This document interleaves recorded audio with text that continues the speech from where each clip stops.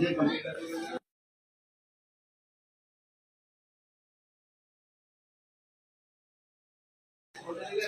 প্রথমে কাল স্কুলে করি, তারপর দর্শন করছিলাম।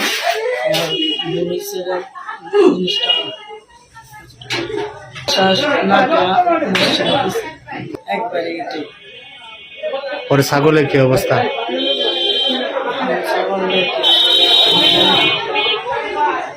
ছাগলকে এরকম করলা কেন? হ্যাঁ,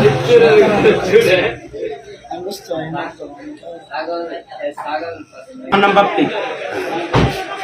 এই ছেলেটি আমার একটা রাম ছাগলের, মহিলা রাম ছাগল আর কি ছিল, এটারে অপকর্ম করছে। কি অপকর্ম? রেপ করছে।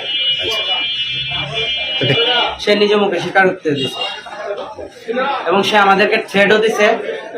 রাস্তা দিয়ে যখন যায় তখন বলে যে ওরে মানে অনেক কিছু করে নেবো, এগুলো আমার মুখে আনা সম্ভব না, খুব বাজেভাবে।